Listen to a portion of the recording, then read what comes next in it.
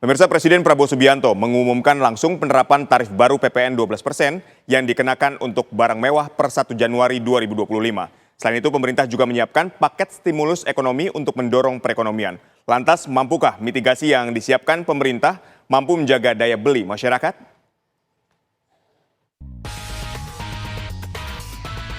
Presiden Prabowo Subianto punya kado tahun baru 2025 untuk masyarakat Indonesia.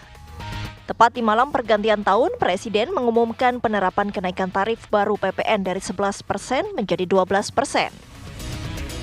Sesuai kesepakatan pemerintah Republik Indonesia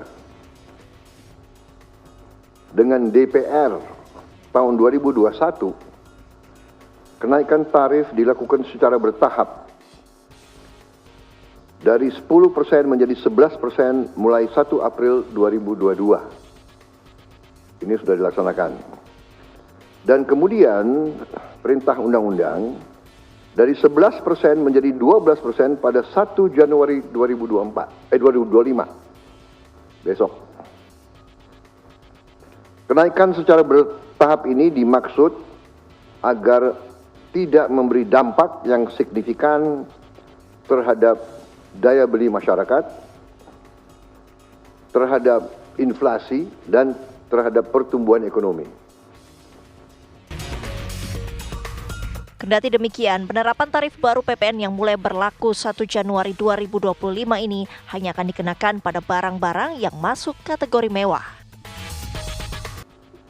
Kenaikan tarif PPN dari 11% menjadi 12% hanya dikenakan terhadap barang dan jasa mewah, yaitu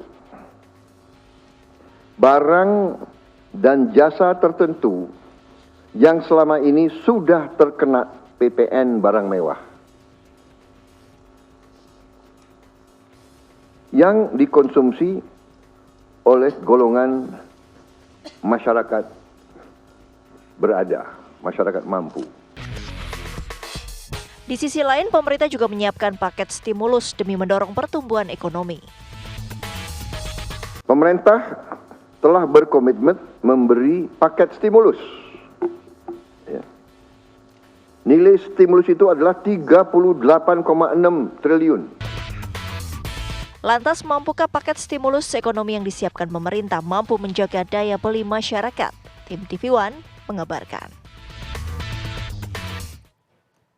Pemirsa, lantas seperti apa dampak penerapan tarif PPN 12% terhadap pertumbuhan ekonomi? Mampukah insentif yang disiapkan pemerintah menjaga daya beli masyarakat? Dan untuk membahasnya telah bergabung bersama kami juru bicara kantor komunikasi Presiden Prita Laura, ekonom Universitas Indonesia Fitra Faisal Hastiadi, dan Ketua Komisi 11 DPR RI Misbakun. Selamat petang semuanya, kita menuju ke Mbak Prita terlebih dahulu. Mbak Prita, mungkin yang harus ditegaskan, kemarin Pak Presiden Prabowo Subianto sudah menyampaikan bahwa kenaikan PPN 12% diberlakukan hanya untuk barang dan jasa mewah saja. Nah, ini spesifiknya barang dan jasa mewah ini apa saja, Mbak Prita?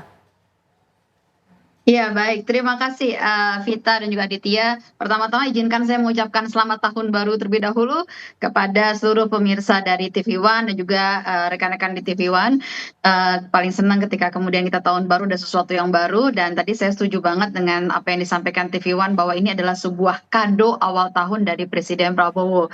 Karena memang disampaikan bahwa ini adalah suatu hal diskresi dari Presiden. Penyesuaian PPN adalah amanat undang-undang, dan Presiden membuat sebuah diskresi yang berdasarkan pada mendengarkan aspirasi masyarakat. Aspirasi masyarakat yang datang dari mana? Yang datang dari rekan-rekan Pak Misbakun, para wakil rakyat yang datang juga dari para pemirsa dari TV One, dari rekan-rekan media, dari semua netizen yang ada, dari masyarakat juga yang melakukan demonstrasi. Semua itu didengarkan oleh Presiden Prabowo, dan untuk membuat sebuah kebijakan yang benar-benar memiliki rasa keadilan. Dan saya mau tekankan di sini, PPN hanya diterapkan kepada barang mewah, yang menurut saya bahkan ini barang yang sangat mewah. Ditambah lagi, kenapa ini menjadi satu kado, adalah karena walaupun simulasi pengenaan PPN ini diubah, namun stimulus paket stimulus ekonomi tetap yang nilainya adalah sebesar 38,6 triliun itu tetap tidak diubah sama sekali. Jadi benar-benar kalau menurut saya ini adalah sebuah kado, sesuai juga tadi saya sepakat dengan apa yang disampaikan di TV One sebelumnya dalam paket berita. Dan apa saja sebenarnya barang-barang yang dikenakan kalau dikatakan tadi apakah ini akan berdampak kepada perekonomian kita? Menurut kami tidak. Karena saya sebutkan begini ya, barang-barang tersebut adalah hunian mewah seperti rumah, apartemen, kondominium dengan harga jual mulai dari 30 miliar rupiah. Kemudian balon udara, pesawat udara lain tanpa tenaga penggerak, peluru senjata api kecuali untuk keperluan negara. Kemudian pesawat udara tertentu, helikopter juga pesawat lainnya seperti private jet, kecuali untuk keperluan negara.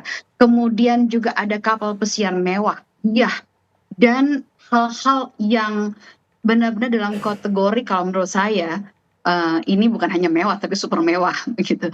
Jadi memang dikenakan pajak kepada mereka yang memang memiliki keleluasaan finansial sedemikian rupa untuk kemudian memberikan satu income, memberikan sebuah kontribusi gotong royong bagi perekonomian nasional yang nantinya akan disalurkan melalui berbagai program pro rakyat yang akan dilakukan oleh pemerintah Prabowo Subianto dan Gibran Rakabuming Raka, yaitu kita tahu makan bergizi gratis, penyediaan rumah 3 juta rumah untuk masyarakat dan banyak lain. Baik, kita ke Bang Misbakun. Bang Misbakun, ini bagaimana DPR menanggapi penerapan kenaikan tarif PPN untuk barang super mewah tadi dikatakan? Saya ingin menjelaskan begini, ini sebuah kado ulang tahun, maksud saya kado tahun baru yang luar biasa buat seluruh rakyat Indonesia. Maaf tadi saya salah menyampaikan. Ya, baik. Kado tahun baru yang mau tidak mau harus diterima dengan sebuah perasaan riang gembira oleh rakyat. Karena Pak Prabowo bisa membuktikan komitmen beliau, mulai dari janji kampanye sampai kemudian pidato beliau di saat pelantikan dan dilanjutkan dengan pidato-pidato lanjutan di banyak kesempatan. Beliau menyampaikan bahwa beliau ingin menjadi presiden yang berada di tengah-tengah rakyatnya. Beliau menyampaikan bahkan di pidato Natal, saya tidak ingin membebani rakyat saya. Dan hari ini, kemarin beliau menyampaikan saat pengumuman penerapan PPN 12% itu dibuktikan oleh beliau. Dan ini merupakan sebuah komitmen nyata Presiden membuktikan bahwa beliau pro kepada rakyat kecil, pro kepada rakyat kebanyakan. Dan kami di DPR mengucapkan terima kasih kepada Bapak Presiden yang telah membuktikan komitmennya itu. Kami di DPR tinggal berikutnya adalah bagaimana kemudian implementasi dari apa yang sudah menjadi keputusan Bapak Presiden ini dilaksanakan dengan sebaik-baiknya dan diimplementasikan dengan sebaik-baiknya di proses pelaksanaan. Saya sangat tahu secara mendalam bahwa mulai tahun 2021 pada saat undang-undang ini dibahas, kemudian ada keputusan politik bersama pada pemerintahan sebelumnya bahwa PPN akan naik pada 1 April 2022 menjadi 11% dari 10%, dan kemudian naik menjadi pada 1 Januari 2025 11-12%. Presiden membuktikan bahwa pada saat bertemu dengan pimpinan DPR, ada Bapak Profesor Sufmi Dasko dan Bapak Dr. Adis Kadir, saya terlibat di sana. Pertemuan itu Bapak Presiden secara khusus menyampaikan bahwa PPN itu akan dilaksanakan oleh Bapak Presiden, yaitu penerapan 12%. Tetapi Presiden akan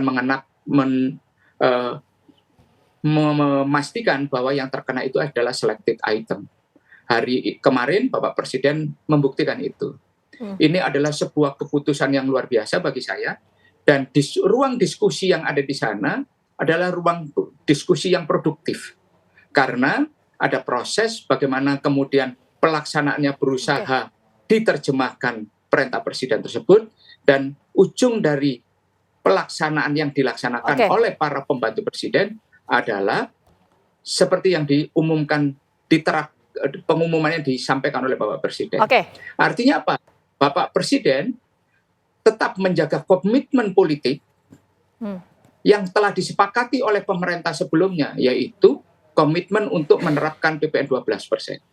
Pada saat yang sama, Presiden menggunakan kewenangan yang dimiliki sebagai seorang kepala pemerintahan bahwa item-item mana yang diterapkan, dan ini sebuah keputusan politik yang luar biasa. Oke, baik. Ada pengorbanan, ya, ada pengorbanan yang luar biasa yang kemudian tidak jadi dipanggul oleh rakyat, tapi dipanggul oleh negara. Yaitu apa? Selisih 1% itu pemerintah memutuskan bahwa pundak yang kuat pada situasi saat ini untuk memanggul beban itu adalah pundaknya negara. Dan itu diambil alih oleh pemerintah dan diumumkan secara langsung oleh Presiden. Dan itu adalah bukti komitmen. Berikutnya adalah bagaimana kita mencari selisih yang kurang itu untuk kita bekerja bergotong royong lebih keras lagi. Bagaimana program-program Presiden itu bisa dilaksanakan untuk program yang lain. Saya memberikan apresiasi yang tinggi kepada Bapak Presiden, Ibu Menteri Keuangan, Ibu Sri Mulyani Indrawati, yang berpikir sangat keras bagaimana penerapan PPN ini bisa diterapkan nanti ke depan. Dan ini merupakan sebuah komitmen yang nyata. Dan ini bagian yang saling terikat dan kemudian menjadi satu kesatuan di dalam pemerintahan.